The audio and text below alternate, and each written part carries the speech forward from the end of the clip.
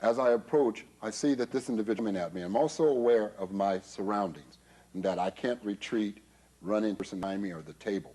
So I have to let this attack come. As he approaches and swings, I adhere to his fist. By doing so, when he throws it, a snapping motion onto his hand will force his thumb to separate.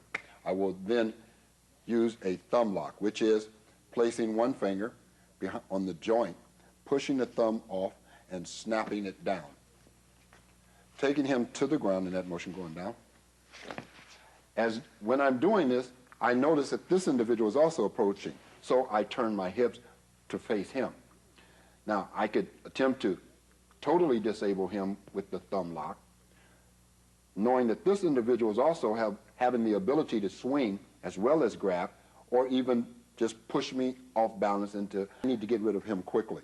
So as he approaches, I want to take a finger lock, which is pushing these fingers into the palm of my hand. As he comes, I push him in and use the leverage from my hand once he goes and breaks his balance and locking him down. I can take both of them and continue to put pain compliance on them to end their attack.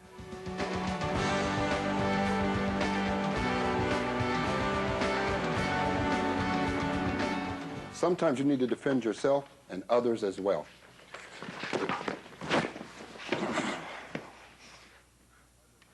I'm going to show this one more time. As the attacker got up, grabbed his weapon, and approached the victim, I went into a chin lock, taking him off balance. I could have done a number of different things. One, I could have went into a bar arm. I could have kept him up, walked him off. But because of his size and the weapon in his hand, I chose to take him to the ground.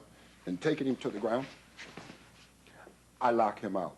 The bottle's of no use to him now. Anytime you are faced with a violent situation, you want to be able to diffuse that situation quickly, become a part to it. What I mean by becoming a part to it, remain calm. Do not escalate. Do not escalate the individual's potential for violence towards you. At the same time of being calm and attempting to diffuse that, be prepared to take it to its next level.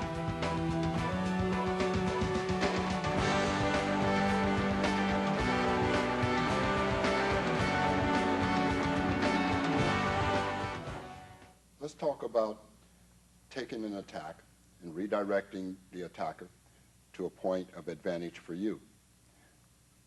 One way we're going to do this is by the attacker coming at you hard. Coming up. When he comes at you hard, grabbing, we need to take him to come in here. We want to lock him into the body, allowing him to continue his motion in towards you. You're going to slightly pivot with him. If he was to go the other way, we would take him the other way. We then will take his elbow, helping him go not forward, but off to the side. And pivoting, we will drop him to the ground. Again, we're going to look at it one more time.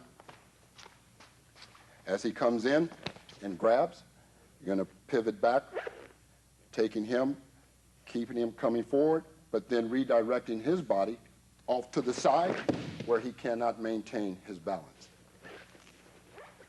Now let's take this with a punch. The individual throws a punch. What we want to do is allow the punch to come. We want it to continue forward, but at the same time, we want his body to go off to the side. Again, nice and slow. Here, we're going to push him off. Doesn't make too much difference which hand I block with at this point. I want him to go that way. So as I finish this, I'm going to push him off to the side, getting him to go away. That gives me an opportunity to get behind him again.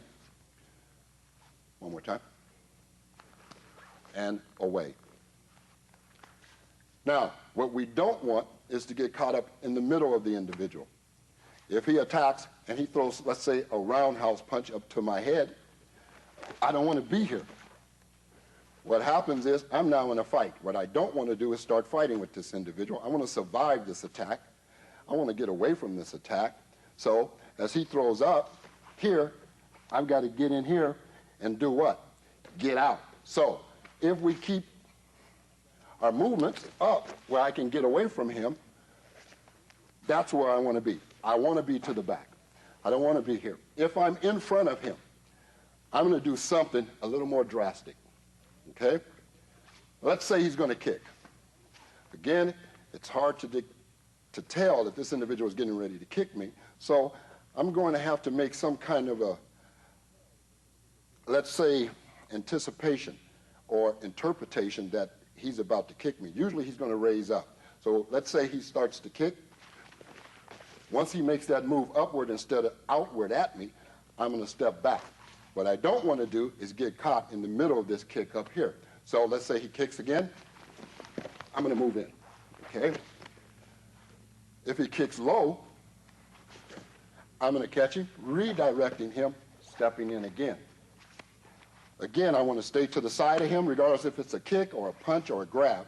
So as he throws it, I'm going to step away, catching the foot or keeping it going.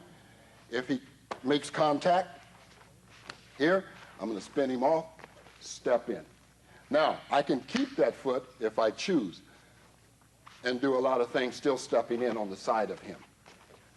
But it's still to my advantage to get him away from me, spinning, and I can get behind him, or I can walk away.